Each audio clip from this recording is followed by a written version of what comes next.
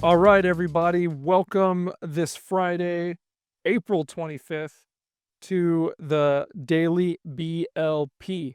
Happy to have you guys here. We got a nice little show in store for you to help wrap up the week. We're going to talk about a few things today. We're going to talk about kind of what our business day was like yesterday, things that happened, that came out of it. We'll talk about a recent article done by Business Insider about SMBs and technology. And we're going to hit up the NFL draft round one. What happened in Green Bay yesterday? Who got who? And then lessons learned from my first year of coaching middle school age boys baseball. So let's get right into it. Guests today, we're kind of emptied out. It's the dynamic duo of dad and son, dad and lad. We've got Declan, of course, in the chair, my man in the chair, running the show. Happy to have you, big guy. How's it going?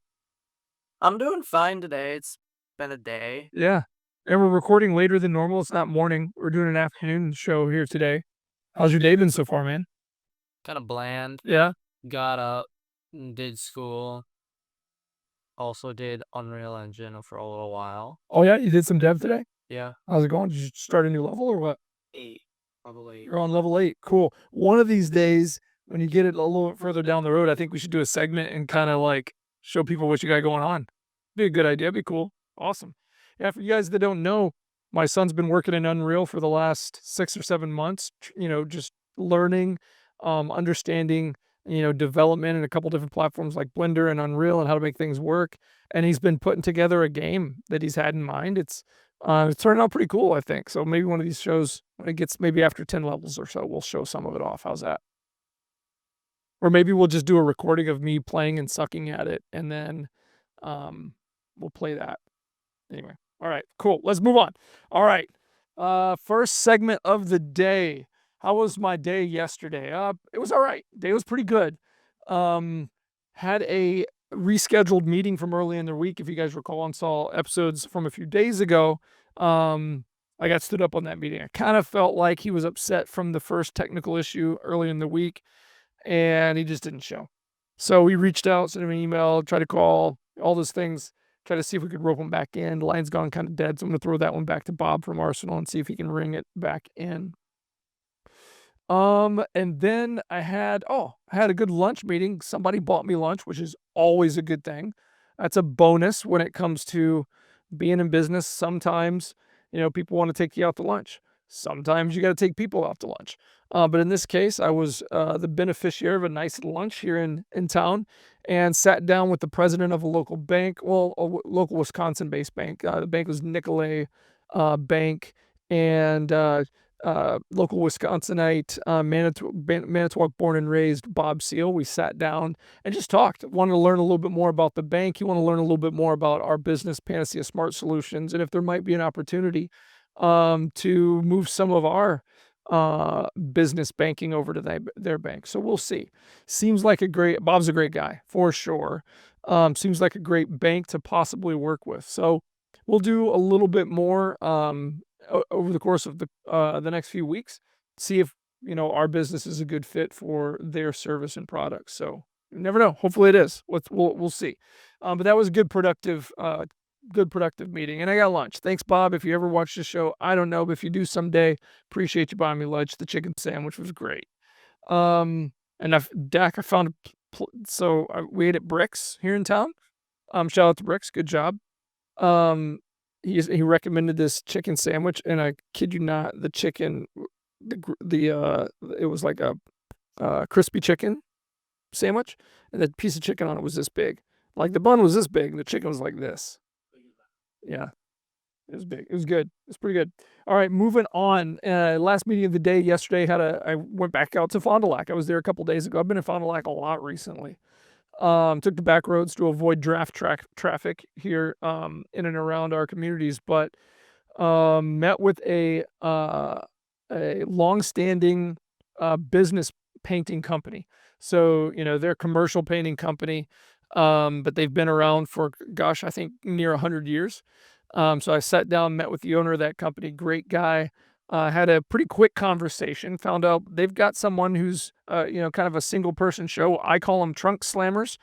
They have a trunk slammer for an IT guy. He was working out just fine. Their needs are pretty low. Nothing's broken in their minds, so they're not looking to replace him. But there's only so much kinda he has experience doing, and found out that they have a really old legacy analog phone systems. So it's running over the old kinda copper phone network, and, the system they have is only an NEC system that's going into life. So that thing's gonna have to get replaced.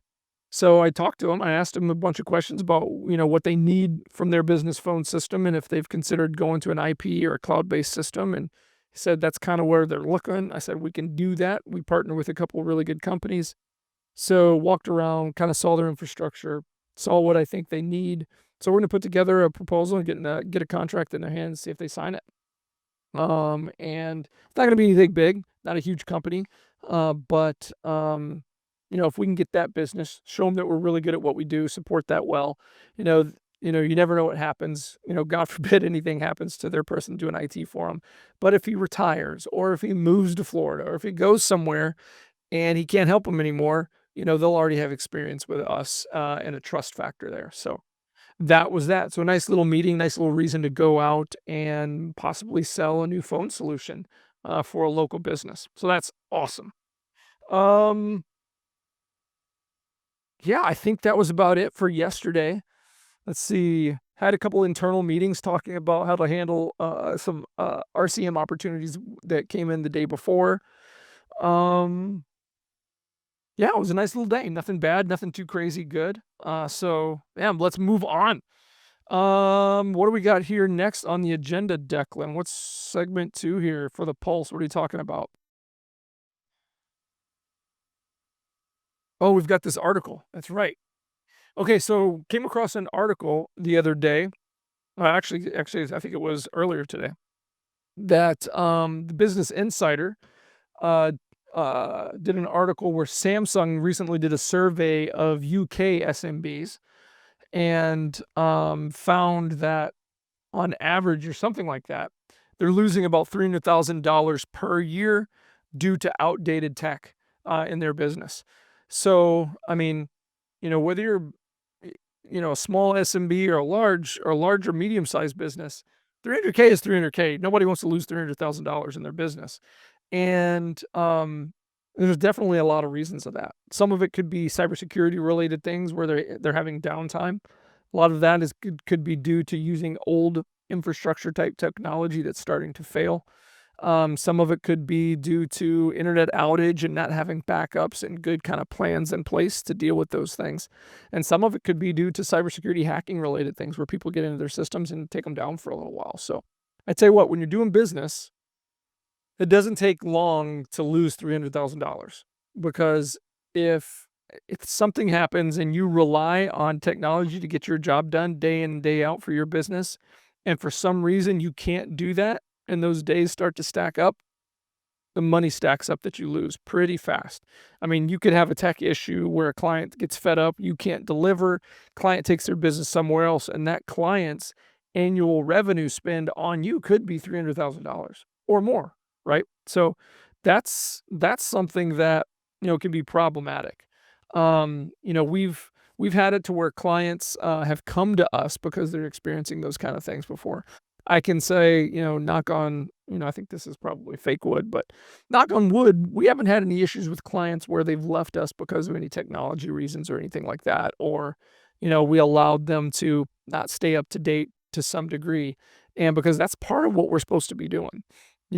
Our clients pay us for at least IT services to stay on top of those things and to at least consult with them, not necessarily force them to buy something new, but to consult with them in a way that says, hey, you know, these issues that you're seeing where, it takes a while, a couple times a week, your employees have to restart their computers and they can't do anything for a half an hour. That affects the bottom line. If you got 10 employees that have to do that 3 times a week and you're paying those guys $20 an hour each, that's a real bottom line hit at the end of the month when your productivity might be down because of it, or you didn't get quotes out in time, or invoices didn't go out in time because your billing department computers were slow. So that kind of stuff still happens. But it's interesting to see, even though this article focused on the UK, I think it applies, to stateside SMBs as well. So, if you get a chance, check out Business Insider, just do a search for, Samsung survey, UK SMBs. You'll find this article, read through it, see some of the things that they were struggling with. The article does a good job of giving a couple ways to avoid that. One of them is, staying secure. Another one would be super performance, and then advantages of certain type of hardware. And I think this is Samsung trying to sell their Galaxy products. So anyway, yeah. So moving right along to our third segment, we're going to drop into some sports now. Of course, NFL draft is going on right in our backyard. Did I go? Nope. Do I want to? Nope. It looks like not very much fun to me. But you can see videos and pictures. Over 200,000 people were in and around Lambeau Field partaking in the draft festivities.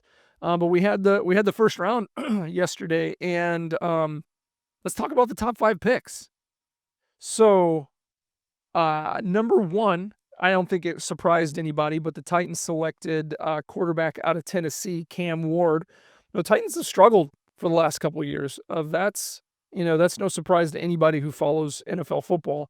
And in this league, as your quarterback goes, so goes your team. It's really hard to have a successful franchise if you don't have a quarterback that's competent. Doesn't necessarily have to be lights out, all-timer legend quarterback to win Super Bowls. There's been plenty of instances where that's the case, but you got to have somebody under center that can run the show from the field. Someone you can trust, someone who has good discernment, good wisdom, good decision making, a hard worker, someone who gets on tape, all those kind of things. And we'll see what happens. Hope the Titans strike gold with Cam Ward. He seems like a really good athlete. Seems like a guy with a good head on his shoulders. We'll see. No, actually, why did I say Tennessee? I think that's supposed to be Miami. Anyway, my fault. Number 2, the Jaguars trade up for cornerback wide receiver Travis Hunter out of Colorado. Number 3, the Giants pick Abdul Carter from Penn State. And that'll be a good one to watch and see how that one pans out. Patriots, it's so funny to see the Patriots so high up in the draft pick lottery, because it's been a long time since they've had to be up there because they've had such good teams over the last 20 years. They picked offensive tackle Will Campbell from LSU, and the 5th pick, the Browns chose defensive tackle Mason Graham out of Michigan. So it's always interesting to see how these guys turn out. Sometimes these draft years turn out to get put some legends in the league for a long time. Sometimes they just all turn out to be stinkers. Interesting though. Notable moment was the Giants trading up again to grab quarterback Jackson Dart from Ole Miss, and the Packers selecting wide receiver Matthew Golden out of Texas. This is the first time they've picked a wide receiver since 2002. So that says something as well. Another surprising thing, maybe I'm surprised, but I don't know if fans who follow this a little bit more closely aren't. But quarterback Shedeur Sanders remains undrafted in round 1. So, and that's something. Anyway, let's move on. I'm going to spend a little bit more on this last segment here today. Where are we at for time, Declan? How we doing? I think I'm plowing right through.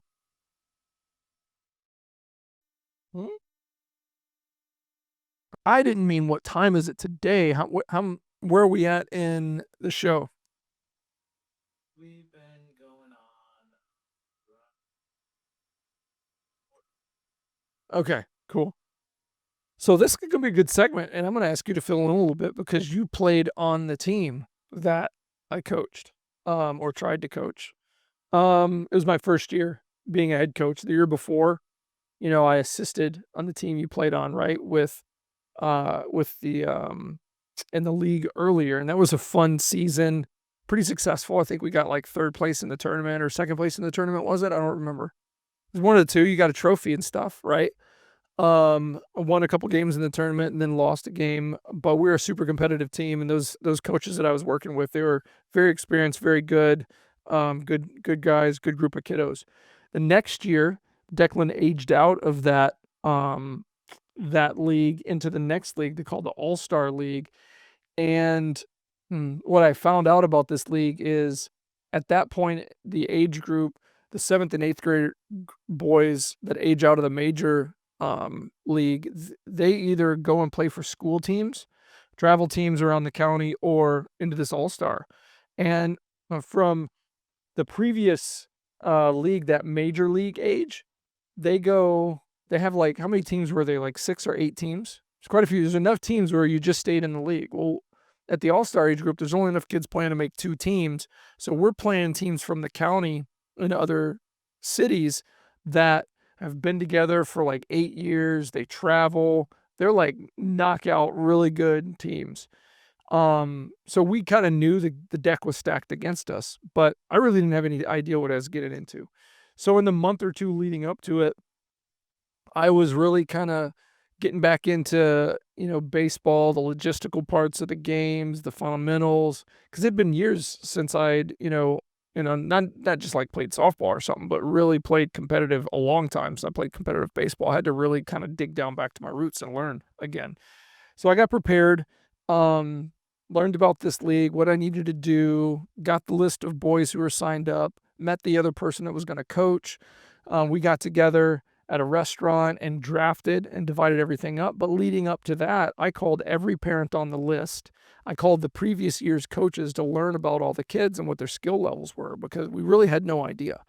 And the other coach did something similarly, and we sat down and we drafted the kids. I'd take a kid, he'd take a kid. I'd take a kid, he'd take a kid. And we tried to make sure it was fair where we both had pitchers and we both had some catchers because without pitchers and catchers, it's really hard to play the game of baseball. Those are really high skill positions you need people in that can do a good job. But um, so we drafted them, thought we had some good teams put together, and had a parents meeting, talked to them about my philosophy, how to treat players and refs and stuff during the games, all those kind of things. So those things all worked out good. But I think my biggest I mean, we won a couple games, lost most of our games, had a situation at the end of the year where we were invited to a tournament. That didn't work out so good. But what we didn't know going into it is there's the there's the city league, and then there's the county league, and because there aren't enough city teams to have a league of just this age group, we had to play with the county league, players, and their rule sets are different. So because we're playing in the county league, we have to go by their rules, and their age restrictions are different. Well, the city didn't really pay much attention to that. So by the end of the year, this wasn't a problem, but in this tournament that we were invited to, it was an invitational county tournament, and we were invited to it, and they seemed like a good group of teams and dads and coaches and stuff. And then we got into our first game and got into the bottom of the second the bottom of the first inning. We had a really good top of the first inning, scored like 5 runs. We were doing great. We get into the bottom of the second and we're striking their guys out, and their coach comes out and points at our pitcher or catcher, I can't remember who it was. Up one person had driven up and they drove up in a car. Right. And see, our understanding of the rules was that if you were 15 when the league started, then you qualified to play in our league. But if you were 16 when it started, you couldn't. But if you were 16 in the league after the date the league started, you were still okay. So we had, I think, 2 people that were 16 on our team, and so one of them actually drove up, and this coach came out all mad. This person's too old, blah, blah, blah. The ump asks his name. Sure enough, so they came to me and like all these parents that had been drinking all day at this, kids tournament. That's a whole nother side. Don't do tournaments where you allow parents to drink alcohol. It's not a good idea. They started coming at me like I was trying to cheat by having these people on our team. And I'm like, the city has the sign up. They give me the roster and it's my job to play and coach them. And so long story short, they said, "Okay, you guys, this you forfeit this game. You can come back and play tomorrow, but everybody on your team has to be under a certain age." I said, "Fine." So we came back, played the other game, got beat pretty handily. But then there was supposed to be a league tournament, an actual league tournament a week or two later, and their board met and said that both Manitowoc teams were disqualified because of the age range of our kids from the league. So, it didn't hurt my feelings at all, but the whole group of kids who thought they were gonna get to play some more baseball, they didn't get to play. So, what I did learn is, you know and that's my fault. That's my fault for not knowing their rules good enough and not knowing what the city was doing good enough and putting our team in a bad position. So, I've made sure going into this season that that definitely won't happen again. But, that being said, a couple other things I wanna do too, because had I had known going into that season that at least 3 or 4 of and one of the kids signed up and started playing later in the season. If I had have known that that was the case and they shouldn't be on our team, I wouldn't have I wouldn't have let them play, but B, those were our best players. They were our most skilled baseball players. They were also our biggest troublemakers, honestly. But they were our most skilled baseball players, but we played them so much that the other boys I could have focused more time on working on the other boys' skill and brought them further along by the end of the season. And so that did a disservice. We didn't have so many kids on the team that everybody didn't get to play. I always made sure everybody got in and got to play, but at the same time, I didn't have the chance, especially during practices, to focus on the skill levels of our other boys because we were doing higher skill level stuff because of these other boys that were on our team that were technically too old to be on our team. So, I won't make that mistake again for sure. Another thing I would say on this big mistake I made is I was the only coach. I didn't work hard enough on the front end and put the expectation out there that I would need help because honestly, I kinda felt that I could handle it on my own. Oh, thanks. I appreciate that, bud. But I can tell you what, we could have worked on more and gotten better at certain skills. Could I have had a couple other adults there helping, you know, manage some things? Like I could have split up. I split us up a couple times, but it wasn't very productive because when I split the boys off on another field working on something else, they ended up goofing around a lot. You know what I mean? So but we can work on a lot more. So I've recruited a couple people. One of them's a former player from last year. Atticus, Declan, if you know Atticus, he aged out, but he messaged me and asked if he could help coach, and I'm like, yeah. So he's probably going to help coach. And then another gentleman, Eric from church, he's a big baseball guy, and I think he's going to be a good help too. So he said he'd be willing to help. So coaching was a big thing that I wanted to make sure that I changed this year. Another part when it comes to help is getting parents involved in some of the other coordination kind of things. Things that I ended up having to worry about and have my time doing that I just A, about that I wasn't that good at it, and B, I should have been focusing more on the game stuff. Like there's the pictures, right? I'm gonna have one parent, they're gonna be my picture parent, they're gonna coordinate everybody's pictures, signups, getting them their pictures after and all that stuff. Another parent is I'm gonna have, make sure that I always have somebody when it's our home game, we're responsible for keeping score and stuff. I'm gonna make sure that I always have a parent that can keep score. And then the other one is, the fundraiser. So we do that, our league does a fundraiser, and I don't wanna be the one coordinating that, so I'm gonna make sure a mom or dad helps me with that. So, that being said, as I find a lot of times, not just doing this coaching thing, but in business too, sometimes you gotta make the mistake of not doing what you know is right in a certain way, in this case, delegating or learning the rules and following them to a T, so it doesn't come down and bite you in the butt, but it applies in, young kids baseball. It also applies in, your business and your professional career and, of course, life. So, with that being said, that's all I've got for today. Declan, you have anything you wanna add? All right, man. Well, this has been a fantastic week. I'm happy to be back. I can't wait to see and talk to all you guys again next week. So until then, Have a great weekend, everybody. Thanks for tuning in to the Daily BLP. We'll talk to you on Monday. Take care. Bye.